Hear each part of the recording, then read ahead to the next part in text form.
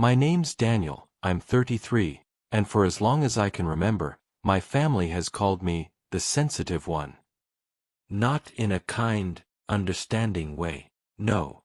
They said it with a smirk, like sensitivity was a weakness, something laughable. If I got quiet during an argument, I was pouting. If I excused myself to breathe after one of my brother's digs, I was too dramatic. If I spoke up about something that hurt me, the chorus was always the same, "Don't be so sensitive, Dan." And for years, I played along. I bit my tongue, laughed when they laughed, and told myself that maybe I was overreacting. That's the thing about being labeled, you start to believe it. You start shrinking just to fit inside the box they've built for you. It wasn't always terrible. I'm not going to pretend I grew up in some Dickensian nightmare. But there was always an imbalance. My brother Ryan, 2 years younger, was the golden child. Charismatic, reckless, the kind of guy who could crash mom's car and still have dad chuckling about boys being boys 10 minutes later. My sister Kate, the oldest, was the peacekeeper. Everyone adored her, even when she was bossy, because at least she kept the family circus running. And then there was me. Responsible, quiet, dependable. The one who never got into trouble but somehow never got noticed either. I worked hard, paid my own way through college, landed a decent job in IT. When mom's mortgage payments slipped after dad's hours were cut, I helped cover them. When Ryan borrowed money that mysteriously never came back, I pretended not to notice. And every Thanksgiving, every Christmas, every birthday, I showed up with gifts and a smile, sitting through the little digs that never felt little to me. "Careful, Dan," Ryan would chuckle. "Don't cry if the turkey's too dry." "You worry too much," Kate would sigh whenever I tried to bring up anything serious. And Mom, always Mom, would smile her tight little smile and murmur, "That's just how he is. Sensitive." It chipped at me. Tiny cracks, year after year. But I kept patching them with silence, telling myself family meant swallowing the bitterness, keeping the peace. Until last fall. Ryan got engaged to a woman named Amber, and my parents threw a huge engagement dinner. Not at some cozy family place either. This was a rooftop restaurant downtown, string lights, champagne, the works. When Mom called to invite me, her voice was dripping with sugar. "Danny, sweetheart, it would mean so much if you could make it. And, if it's not too much trouble, could you help with the reservation? Just to hold it. We'll pay you back." I knew what that meant.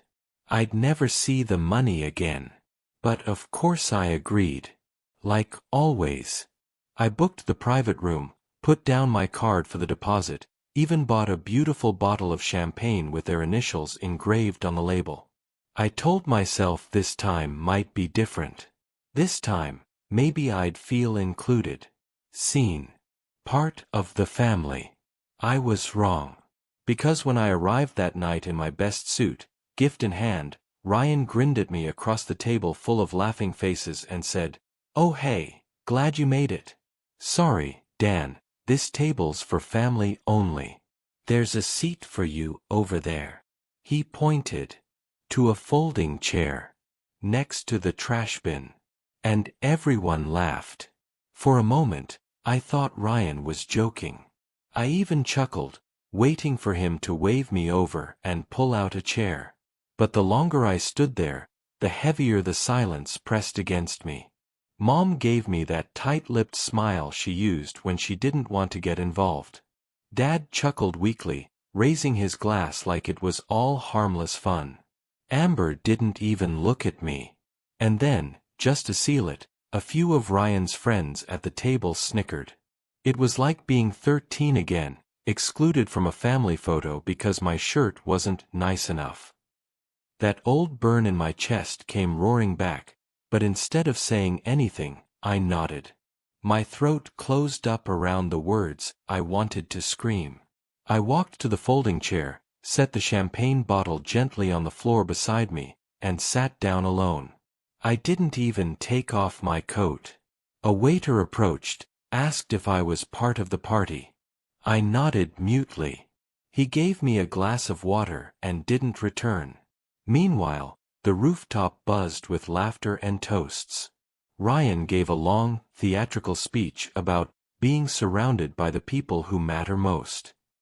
Everyone clinked glasses. Mom wiped tears from her eyes when Amber called her the best future mother-in-law a girl could ask for. Not one of them looked my way. 2 hours passed. They ate. They drank. They opened gifts.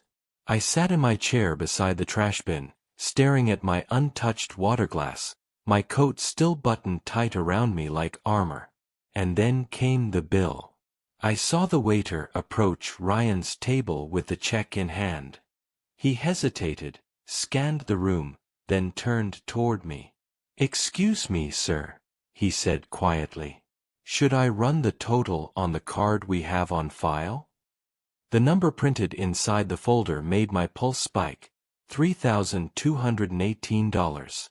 Everyone at the table turned to look at me. Ryan smirked. "Oh yeah," he said casually. "Dan's got it." The waiter glanced back at me, uncertain. I smiled, a slow, calm smile that felt strange even on my own face. My voice came out steady, measured. "Not my table," I said, just loud enough for every single person to hear. Silence. The kind of silence that slices the air in half. Mom's brow furrowed. Dad sat up straighter. Amber's father gave Ryan a sharp look. The waiter froze, holding the check like it was radioactive. Ryan's smirk twitched. "Come on, man. Don't be like that. It was just a joke." "Yeah," I said, rising to my feet. "That's the problem. Everything's always a joke, as long as I'm the punchline." I picked up my coat, nodded toward the chair by the trash bin, and added, "That's where I belong, right?" You could hear the shock ripple across the room. Jaws dropped. Forks stilled. Even the jazz band playing in the corner stumbled into an awkward pause. For the first time in my life, I didn't shrink. I let the silence sit heavy on them. Ryan scoffed, leaning back in his chair like he was the one under attack. "Jesus, Dan, lighten up. You've always been so sensitive." There it was. The label. The word that had been glued to my forehead since childhood. Sensitive. Weak. Overreacting. Mom jumped in, her voice syrupy but strained. "Let's not blow this out of proportion, sweetheart. Ryan was only teasing. Don't make a scene." Her words landed like a slap. Don't make a scene. As if I hadn't just been humiliated in front of 24 people. As if the scene wasn't already made, and I was the villain for refusing to swallow it quietly. Amber's father, a stiff man in a blazer who hadn't spoken much all night, leaned forward. His tone cut sharper than anyone expected. "You invited your brother, sat him next to the garbage, and then stuck him with the bill?" The color drained from Ryan's face. He stammered. It was a joke. He knows I'm kidding. Does he look like he's laughing?" Amber's dad shot back, his eyes narrowing. The entire table shifted uncomfortably. Amber's mother looked down at her napkin. Even Kate, my sister, who usually played the diplomat, bit her lip and avoided my gaze. I stood there, feeling something rise in me that had been buried for decades. My voice came out lower than I expected, almost steady enough to scare myself. "You've all treated me like the family punchline for years. Every holiday, every dinner, every chance you get. And I let it slide. I laughed when you laughed. I paid when you needed. I stayed quiet because I didn't want to be the problem." I scanned the faces around the table. Mom's tight smile faltering, Dad's glass frozen halfway to his lips, Ryan fidgeting like a child caught red-handed. But tonight, I said, my chest tight but my words sharp. Tonight, you made it crystal clear. I'm not family to you. I'm just a wallet. A seat filler. A target. The silence that followed was suffocating. Ryan tried to break it with a scoff, but his voice cracked. God, you're so dramatic. Nobody meant anything by it. You're blowing this up, like always. Sensitive Dan, same old story. And for the first time in my life, I didn't let the insult slide off me. I stepped closer, leaning down just enough for him to feel the weight of my words. No, Ryan, I said, my tone flat, final. It's not the same old story anymore. Ryan shifted in his chair, the smugness slipping from his face, but Mom jumped in before he could speak. Daniel, she said sharply, her voice carrying that familiar edge of warning. Enough. You're making a fool of yourself. Sit down, apologize to your brother, and let's enjoy the evening. Don't ruin this for him. Her words cut deeper than anything Ryan had said. Apologize? To him. For what? Existing quietly in the corner while they all laughed at me. I laughed. A dry, humorless sound that startled even me. Of course. There it is. I'm the problem. I'm always the problem. Never the son who can't keep a job, never the son who borrows money he never pays back. It's always me, the sensitive one. Dad cleared his throat, muttering, "That's enough, Dan." But his voice was weak, his eyes darting away. He knew I was right, and that almost made it worse. Amber finally glanced at me, confused. "Wait," she said slowly. "You paid for tonight?" Ryan's jaw clenched. "It's not a big deal." "Not a big deal," I snapped, my voice finally breaking through the fog of restraint. "I put down my card for this dinner. I booked the space. I paid the deposit. And I sat alone next to the trash can while you toasted to the people who matter most." Gasps rippled around the table. Amber's father's face darkened. "Is that true?" he demanded, turning to Ryan. Ryan opened his mouth, closed it again, then muttered, "He's overreacting. He always does." That word again. Overreacting. Sensitive. Dramatic. All the ways they dismissed me, crushed me down, made me smaller year after year. And something inside me snapped clean in two. "You don't get it, do you?" I said, my hands trembling, not from fear, but from finally letting go. "You've been laughing at me my entire life. Mocking me, sidelining me, using me when it's convenient and ignoring me when it's not. And every time I tried to speak up, you silenced me with that one word. Sensitive. Like my feelings didn't count, like I was broken for even having them." The waiter still stood frozen nearby, bill in hand, as if the whole room were holding its breath. The jazz band had gone silent. Even the city noises outside felt muted, like the night itself was leaning in to listen. I straightened my coat, my pulse hammering. "Well, here's the truth. I'm not paying for this. Not tonight. Not ever again. You can find someone else to fund your celebrations while treating them like garbage. Because I'm done." I set the champagne bottle on the edge of their table. "Congratulations," I added flatly. "Enjoy it. Without me." And I turned to leave. I walked toward the exit, each step echoing louder than the music ever had. My palms were damp, my heart racing, but for the first time in years I felt tall. Like I wasn't shrinking into the background anymore. "Daniel." Mom's voice cracked across the rooftop like a whip. "You come back here right now." I didn't. I reached for the door, hand on the brass handle, when Ryan's voice rang out behind me, mocking as ever. Classic Dan, running away. Sensitive little Dan can't take a joke. I froze. For a split second, the old version of me wanted to keep walking, let it slide like always. But something in me had already broken open, and there was no stuffing it back inside. I turned, slow and deliberate. All eyes were on me. Ryan sat there, leaning back with that smug grin, but there was a flicker of unease in his eyes. "You think this is about a joke?" I asked, my voice low, controlled. "No. This is about every single time you've cut me down and everyone laughed instead of standing up for me. Every Christmas when you called me pathetic, every Thanksgiving when you made me the butt of your stories, every birthday when you reminded me I wasn't as fun, as reckless, as you." Ryan rolled his eyes.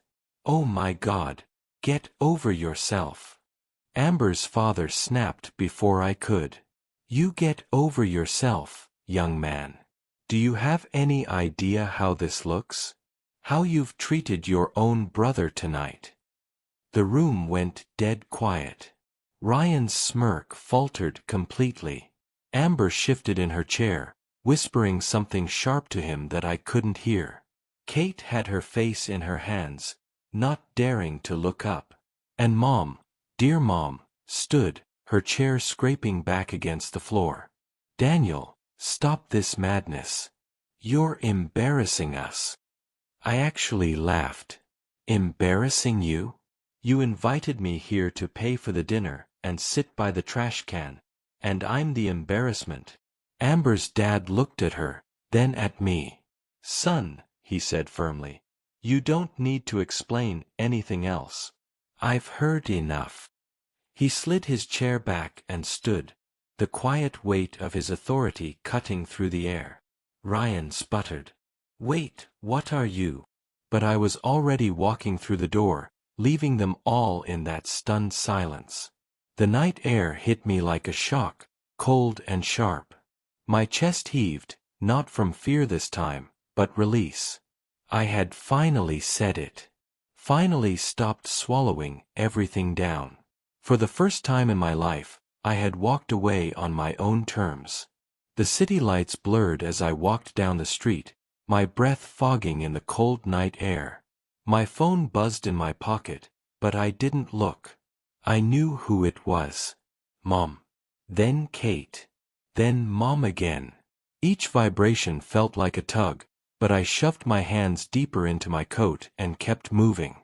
When I finally reached my apartment, I dropped the keys on the counter and collapsed onto the couch, staring at the ceiling. My whole body buzzed like I'd swallowed lightning. Relief, anger, fear, pride. They tangled together until I didn't know what to call it. The buzzing started again. This time, I glanced. 15 missed calls. A string of texts lighting up my screen.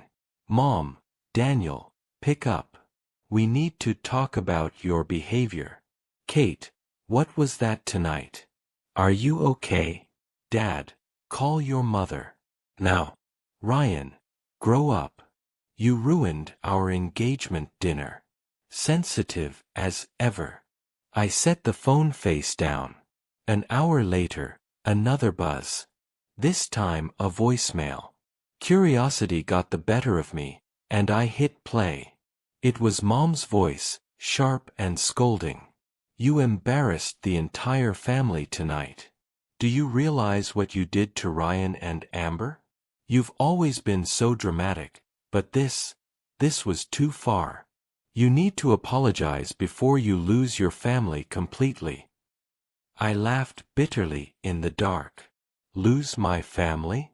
Hadn't I already lost them years ago, piece by piece, every time they dismissed me as too sensitive? Over the next few days, the messages kept coming. Some angry, some guilt-tripping, some pathetically transactional. "Dad, the deposit you put down, can you send us the receipt? We'll handle the rest." "Ryan, everyone thinks you're pathetic, man. Seriously. Get over yourself. Kate, can we meet for coffee? I just want to understand. But the one that finally made me pause wasn't from them. It was from an unknown number. I opened it to find a short text. Amber's dad, you were right to stand up. Don't let them gaslight you into thinking otherwise. I stared at those words for a long time, the weight of them sinking in. Someone had seen it. Someone outside the family circus had recognized the truth. And for the first time, I wondered if snapping wasn't the end of something, but the beginning. By the end of the week, the texts had turned into full-on pressure campaigns. My mother's messages grew longer, dripping with guilt. Mom, families fight, Daniel, but families forgive. You've always been sensitive, but you can't hold on to this forever. Ryan's your brother. He loves you. Don't throw everything away over one silly misunderstanding. One silly misunderstanding. That's how she framed it. Like I hadn't spent a lifetime being chipped down to nothing. Kate, at least, was softer. Kate, Dan, please. Mom's spiraling. Ryan's furious. Dad's pretending it didn't happen, but he's stressed. Can we just talk? Just you and me. I didn't answer. I couldn't. Every time I thought about sitting back down with them, I felt that chair by the trash can pressing against my ribs again. Then Ryan finally called. I almost didn't pick up, but some reckless part of me wanted to hear what he had to say. Sensitive little Dan. He sneered the second I answered. You feel like a big man now? Embarrassing your own family in front of Amber's parents. I stayed silent. Do you even realize what you did? His voice cracked with anger. They think I'm some kind of monster now. You made me look bad. I finally spoke, my tone flat. You made yourself look bad, Ryan. I just stopped covering for you. He cursed, then spat. God, you've always been jealous. Admit it, you wish you were me. Wish you were fun, wish people liked you. But you're just pathetic, sensitive, alone. And then he hung up. I sat there in the quiet, staring at my phone, his words echoing. Pathetic, sensitive, alone. The same old script. But for the first time, it didn't cut the same way. Because somewhere deep inside, a new voice answered back, no, not anymore. The next morning, another call. This one from Amber. Her voice was hesitant, softer than I expected. Hey, I just wanted to say, I'm sorry for what happened at the dinner. I didn't realize, she paused, searching for the right words. I didn't realize how they treat you. It wasn't fair. For a moment, I didn't know what to say. No one in that family had ever acknowledged it before. And that's when I knew, the cracks were spreading. My snapping point hadn't just shaken me, it had shaken the whole family dynamic. 2 days after Amber's unexpected call, my parents demanded a family meeting. Not an invitation, not a request. A demand. The text from Mom read, Sunday, 5 p.m. Our house. Everyone will be there. Be an adult and show up. I almost ignored it. But something in me wanted to see it through, to face them without folding this time. So at 5 o'clock sharp, I walked into the house I'd once helped pay for. They were all there. Mom, arms crossed, lips pursed. Dad, silent, fiddling with his watch. Kate, sitting stiffly on the couch. And Ryan, smirking, as if the whole world revolved around him, as usual. The second I sat down, Mom started. Daniel, we raised you better than this. You embarrassed us in front of Amber's entire family. Do you understand the damage you've caused? I leaned back, calm. The only damage was exposing what's been true for years. Ryan scoffed. Here we go. Sensitive Dan and his sob story. I ignored him, my eyes on Mom. You didn't defend me once. Not when he pointed me to the trash can, not when he laughed at me, not when he dumped the bill on me. You just smiled and let it happen. Mom's nostrils flared. We didn't want to ruin the night. I barked a laugh. Ruin the night? I was humiliated in front of strangers, Mom. But of course, keeping appearances mattered more. Dad finally spoke, his voice flat. You could have handled it differently. More maturely. That stung. Not because it was true, but because it was the same old pattern. Me as the problem, them as the victims. Then Kate spoke up, her voice trembling. You're all pretending like Dan exploded out of nowhere, but he didn't. We've been piling this on him for years. The room froze. Even Ryan blinked.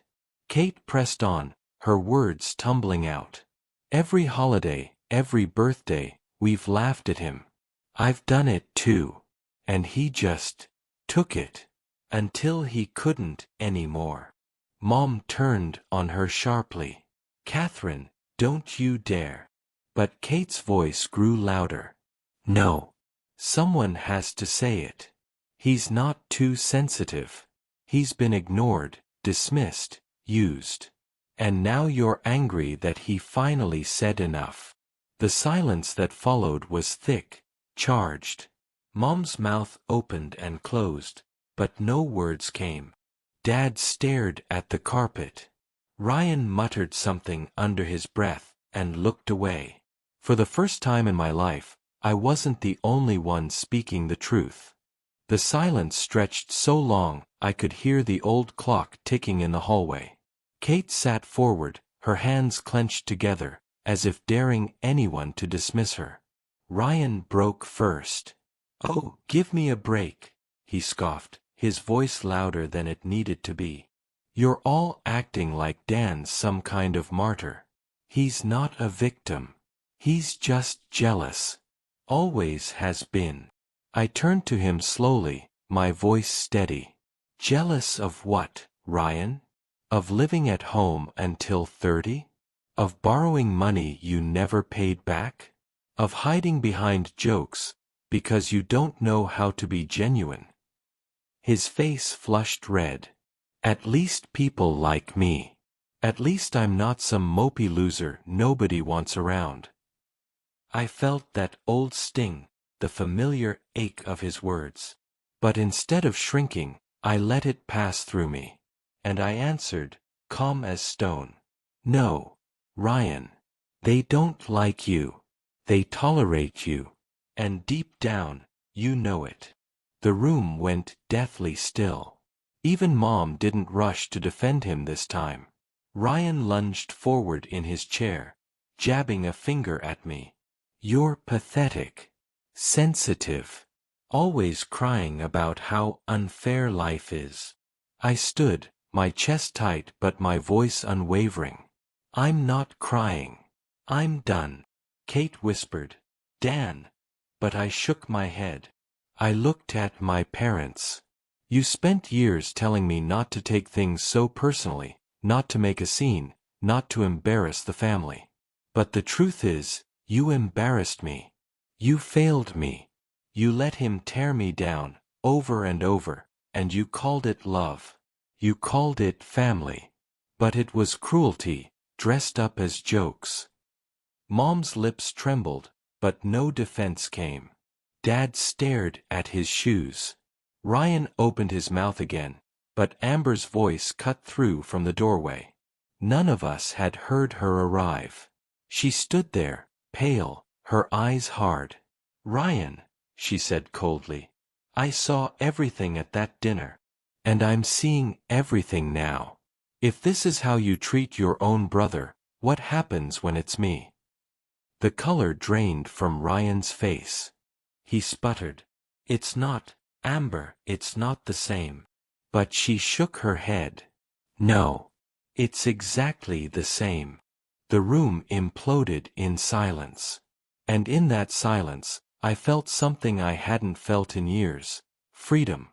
Amber's words hung in the air like a verdict. Ryan looked gutted, his mouth opening and closing without sound. Mom finally broke the silence, her voice weak for the first time I could ever remember. Daniel, please. Don't do this. We're family. I met her eyes, and for once, I didn't flinch. Family doesn't sit you by the trash can. Family doesn't laugh while you're humiliated. Family doesn't use you as a wallet and call you a problem when you speak up. That's not family. That's a cage. Kate whispered. He's right. Ryan shot her a glare, but Amber stepped closer to him, her face unreadable. I won't marry into this unless you change. Think about that. She turned on her heel and walked out, leaving Ryan sputtering behind her. Mom looked like she might faint. Dad rubbed his temples. Kate stared at me with tears in her eyes. And me. I felt lighter than I had in decades. I slipped on my coat, heading for the door. At the threshold, I turned back one last time. You wanted me to stop being sensitive, I said, my voice calm, steady. Congratulations. You got your wish. Then I walked out. The night air was cool against my face, the sky stretching wide and endless above me. My phone buzzed in my pocket again, but I didn't check it. Not this time. Because for once, I wasn't shrinking, apologizing, or trying to fit into their broken definition of family. I wasn't sensitive Dan. I was just me. And that was finally enough.